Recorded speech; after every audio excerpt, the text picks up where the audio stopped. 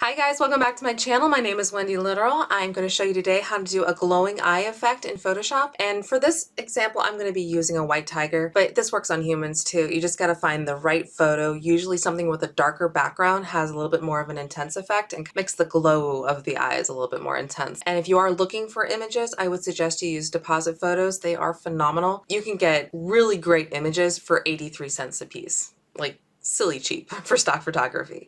So again, I'll put the link in the description below and let's get into the tutorial. All right guys, so here's our beautiful tiger. Now again, I selected an image where they already had an intense look. The background was a little bit darker, so it makes for a more intense image.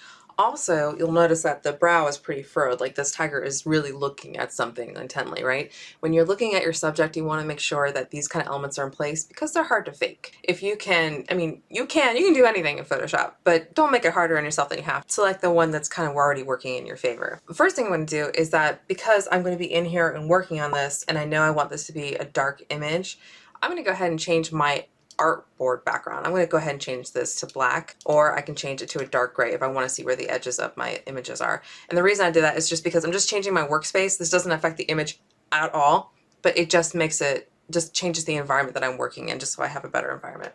All right, so let's get to the eyes. So the first thing I'm going to do is, I've already done this here, but I double clicked on, it was a background layer and I made it into a layer.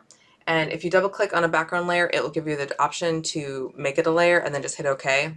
And then it will rename it layer 0. Now the reason I do this is because I always make duplicates. I'm making a duplicate by holding down my Alt key and dragging up, and that will make an automatic copy of the layer. But also you can just right click on it and go down to duplicate layer and you'll have the same process, right? Not because I'm saving the original image for anything in particular, but just as a reference. And if something happens to this image, I have something I can go back and grab. So that's why I do it. And then I just hide it, you know, it just makes it easy. All right, so working on this image. Now, I don't try not to work on the image itself anyway, but what I'll do is I will go ahead and create a new layer. I'll grab my brush tool. Now, most of the tutorials on this have people using a pen tool. You can. The point is to get color on the paper at this point, right? It's not, you know, how you do it, the pen tool, the brush tool, the pencil tool, the, you know, draw a shape. However you get the paper or get the color on the paper is all that matters, and it doesn't need to be an exact science. So I'm going to go ahead and zoom into this tiger's eyes. I'm going to hit B for my brush tool. I'm going to set this to a slightly smaller size. We'll go with 15. I'm going to put the hardness right in the middle because I want the edges to have a little bit of feather to them. And then I'm just going to color in. And you guys get pink today because it's not because I just like the color pink. It's because it's an old publishing thing. If you're like paginating in a magazine, you will make it whatever is missing, you make it a bright pink color, and then you can't miss it when you're going through and doing your editing. I'm like, hey, this blatant thing is missing. So I'm going to create a new layer for this side, just so I give myself a little bit more room for error. The things you learn when you work with Photoshop for 20 years. All right, so we're going through, we've got these, you see they've already got like two very different shapes, right? Like I just colored in the color of the eye on each one of these, and they're very different shapes, and you can blatantly see that with this. So let's zoom in here. We're going to start on the left eye. We're going to name this left. We're going to name this one right for obvious reasons. And then we're going to start on the left-hand side. So how do we make this glow? All right, so remember our eye is green, right? And it's got this dark color here where the pupil of the eye is, and it's got this dark surrounding area. So let's pop this back on. The dark surrounding area is largely untouched, but that pupil is hard to see. So over here in your opacity, and you can do this by clicking in here and using the scroll wheel of your mouse, or you can hover here, it will turn two sideways arrows, and you can click and drag to bring it to different sides. So we're going to click and drag this down to, that's pretty good. We can see what we're working with here. Again, not the final intensity of the color, just what we're working with. Then I'm going to come over to here, I'm going to create a mask. And on the mask, I'm going to get rid of the pupil area, which is kind of hard because it looks green, but it kind of gives us something to start with. And I went too far here, so what I'm going to do is hit the X key on my keyboard. It swaps my default colors, and I can pop back. That looks a little bit better. Now, if I back out, it looks like I just changed this tiger's eye to pink, right? That's kind of the goal. That's where we're going with this, right? Because we want it to glow, but we want it to look We don't want it to look fake. And a lot of the glow tutorials, and I'm not dashing other YouTubers here, but like a lot of the glow tutorials, they basically block out the eye and make them all white, you know, and we can do better. All right, so I'm gonna make sure that the layer is selected, and then I'm gonna pop down here to my effects panel. I'm gonna go ahead and select Inner Glow. And what this does, and I'm gonna make it kind of a weird color for a short term just so that I can show you. All right, so I made it green, and you see how it's making the glow go around the eye and it's going around the outside, right? Both of those things are kind of creating like a gradient within the eye. And that's important because it allows depth to be into your glow, right? So I'm gonna pop back over here. I'm gonna go back to my dark color that I selected earlier. That was off camera. And then we're gonna click OK. And then right here, now you can see that's kind of intense right there. If I go back here and I increase the opacity, you're gonna be able to see it a little bit better. You see how that's kind of got this dark kind of neon-ish thing going on? All right, we're gonna pop this back down to a lower one so we can still see the eyeball. All right, and then we're gonna pop out a little bit and see what that looks like. That's looking pretty good, right?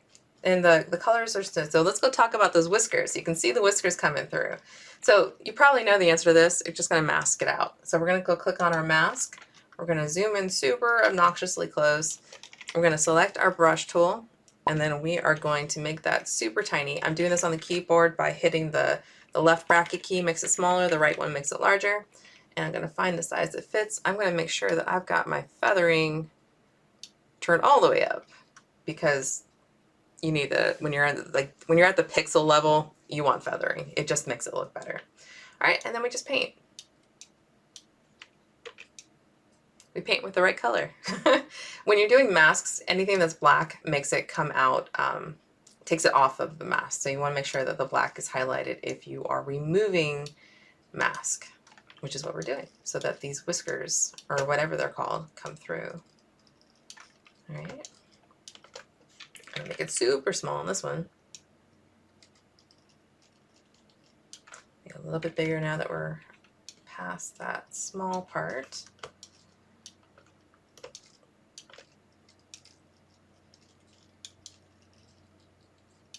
All right, how are we looking? Okay, good. We got that white color coming through. This one's not affected. All right. Ah, see, that looks a lot better already, huh? Okay, so now let's talk about the glow. Okay, so maybe like one of the important things you need to consider about when you're doing the glow is obstructions. So over here we have the overhang of the eye. So if something is glowing and it's got something overhanging it, the glow is going to come out from underneath, right? So this part should be not have glow, like only have like maybe a little bit of glow right at the edge. And this part should have a lot of glow, because it's think about like a flashlight coming through, right?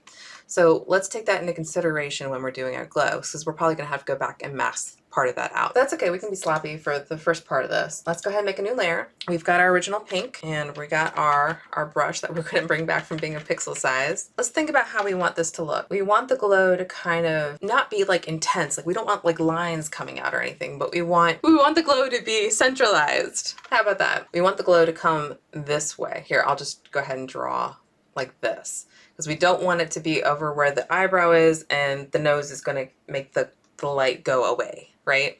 Probably putting way too much thought into this for a tutorial, but this is what happens. All right, so let's undo that so we can work on it. And we're on our new layer, so we're not going to affect our eyeball at all, our originating color. We're going to scroll down. I'm going to make this a little bit bigger. And we're basically just going to not do that. Goodness. All right, we're going to turn our hardness up a little bit here, because we want it to cut. There we go. All right. It looks terrible, doesn't it? All right, so I'm gonna grab my eraser tool. I'm gonna make my eraser tool really big. I hit E to get my eraser tool. I'm gonna come back up here. I'm gonna make the hardness pretty low. And then I'm just gonna kind of walk some of this back just a little bit, because we want the influence of color, but not the overtaking of color. All right. So now we've kind of got like this. I can see already where I need to add a little bit more. There we go. So I went back to B, put in another thing, and I'm backing this out. All right. So it literally looks like someone's sticking a flashlight out of this cat's eye. So let's figure out how to make it not look obnoxious. All right, so we know we really want the eye to be present, right? So let's work on our opacity a little bit. Let's bring this down. Already that looks a lot better, but I still want the eye to be a little bit more intense. So how can I do this? We're going to come over to our eraser tool, and we're going to bring our eraser tool's opacity down to like 10. Come up here, make this a little bit smaller. Come up here to the top and just try to bring in a little bit more of those eye details while still showing a little bit of that. And this probably goes out too far. Let's bring this back a little bit. Because we want the eyes to glow and not be obnoxious. All right, so I'm holding down the space bar to get that hand tool so I can move around my image pretty well. Let's go ahead and take the right eye off just so we can look at comparison. Okay, it's looking pretty good. Let's zoom out a little bit.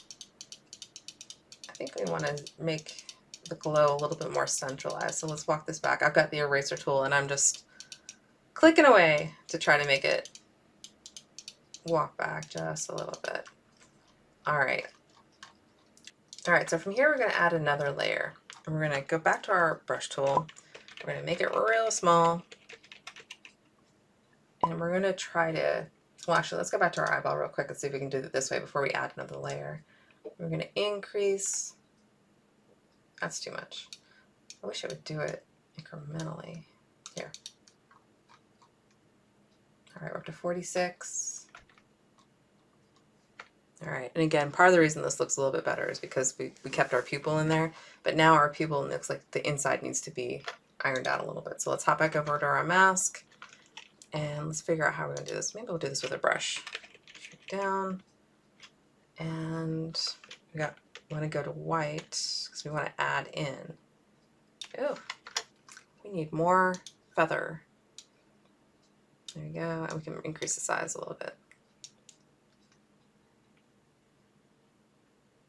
There you go. That look better? That looks better. Look at that. Okay. All right. So there is your glowing eye. You can actually kind of curve up this one side a little bit more. We're gonna have to go back and fix this part.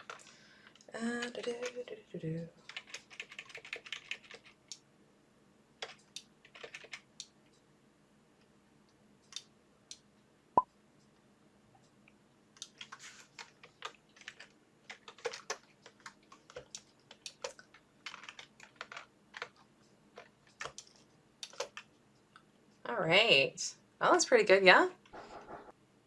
So yeah, that's pretty much it. So just if you want to change around the eye, if you want this to be more intense, or if you want like little tendrils coming off the glow, like electricity or that kind of thing, those are kind of other tutorials, but basically you just kind of create the same effect.